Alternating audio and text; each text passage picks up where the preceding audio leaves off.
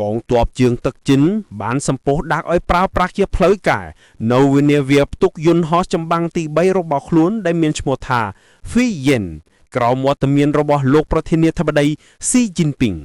ផ្អែកតាមការផ្សាយរបស់បណ្ដាញព័ត៌មានចិននាវាផ្ទុកយន្តហោះចម្បាំងថ្មីនេះបំពាក់ដោយប្រព័ន្ធរុញបង្ហោះយន្តហោះដែលដើរដោយចរន្តអេឡិចត្រូម៉ាណេទិកពោលគឺជាប្រព័ន្ធដ៏ទំនើបបំផុតដែលគិតត្រឹមពេលនេះគឺមានតែអាមេរិកទេដែលអាចផលិតបានកាលពីថ្ងៃពុធទី5វិច្ឆិកាលោកប្រធានាធិបតីចិន Xi Jinping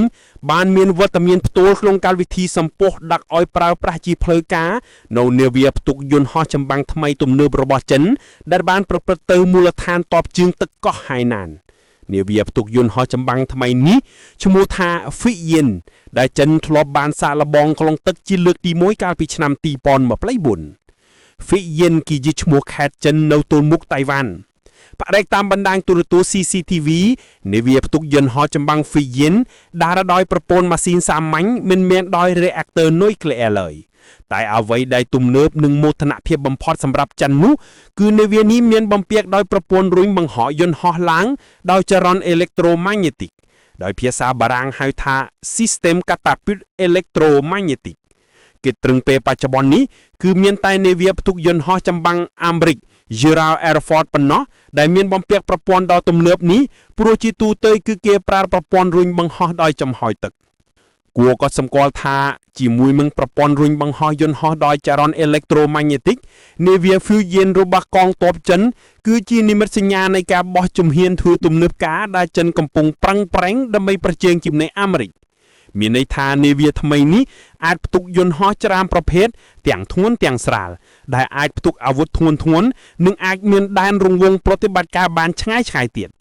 កាលពីខែកញ្ញាចិនបានបង្ហោះផ្សាយរូបភាពវីដេអូបង្ហាញឲ្យឃើញយន្តហោះចម្បាំងទំនើបច្រើនគ្រឿងរបស់ចិនដូចជា J-35 ជាដើមហោះឡើងហោះចូលលើនាវា Fujian ដើម្បីហ្វឹកហាត់ពង្រឹងសមត្ថភាពប្រតិបត្តិការសូមរំលឹកថា Fujian គឺជានាវាផ្ទុកយន្តហោះចម្បាំងទី3របស់ចិននាវាទី1ឈ្មោះ Liaoning តាំងពីអ៊ុយក្រែននៅឆ្នាំ2000គឺជានាវាផ្ទុកយន្តហោះចម្បាំងបច្ចេកវិទ្យាសូវៀតនាវាទី2ឈ្មោះ Shandong គឺជានាវាផ្ទុកយន្តហោះចម្បាំងដំបូងបំផុតដែលចិនបានសាងសង់ឡើងដោយដៃខ្លួនឯងនិងបានដាក់ឲ្យដំណើរការនៅឆ្នាំ2019តែនាវាទាំងពីរគ្រឿងនេះមិនមានបំពាក់ប្រព័ន្ធរុញបង្ហោះយន្តហោះឡើយតែគ្រាន់តែធ្វើផ្លូវហោះឡើងឲ្យកោងទៅលើដើម្បីជួយរុញតែប៉ុណ្ណោះបច្ចេកទេសប្រភេទនេះមានចំណុចខ្សោយច្រើនព្រោះយន្តហោះចម្បាំងមិនអាចមានកម្លាំងខ្លាំងក្នុងការហោះឡើងមានន័យថាមិនអាចដាក់សាំងបានច្រើននិងមិនអាចផ្ទុកអាវុធធ្ងន់ពេកឡើយទេ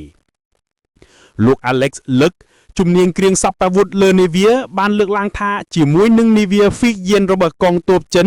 គឺចិនបានក្លាយទៅជាប្រទេសទី2លើពិភពលោកបន្ទាប់ពីសហរដ្ឋអាមេរិកដែលមាននាវាផ្ទុកយន្តហោះចម្បាំងបំពាក់ដោយប្រព័ន្ធរុញបង្ហោះយន្តហោះដោយចរន្តអេឡិចត្រូម៉ាញេទិកដែលភាសាបច្ចេកទេសហៅថា EMALS តែយ៉ាងណាលោកបន្ថែមថាដើម្បីអាចប្រកួតផ្ទឹមជាមួយសហរដ្ឋអាមេរិកបានគឺចិនត្រូវតែប្រឹងផលិតនាវាប្រភេទនេះថែមទៀតនិងត្រូវតែពង្រឹងសមត្ថភាពប្រតិបត្តិការដូចគ្នាដែរលោក Colin Koch ជំនាញនៅសាកលវិទ្យាល័យបច្ចេកវិទ្យាណាន់យ៉ាងសង្ហាបុរីបានលើកឡើងថាអ្វីដែលចិនខ្វះបំផុតនៅពេលនេះគឺបទពិសោធន៍ប្រតិបត្តិការនិងការប្រយុទ្ធជាក់ស្ដែងកងទ័ពចិននឹងប្រើប្រាស់នាវា Fujian ដើម្បីហ្វឹកហាត់ពង្រឹងសមត្ថភាពប្រតិបត្តិការឲ្យកាន់តែខ្ពស់ថែមទៀត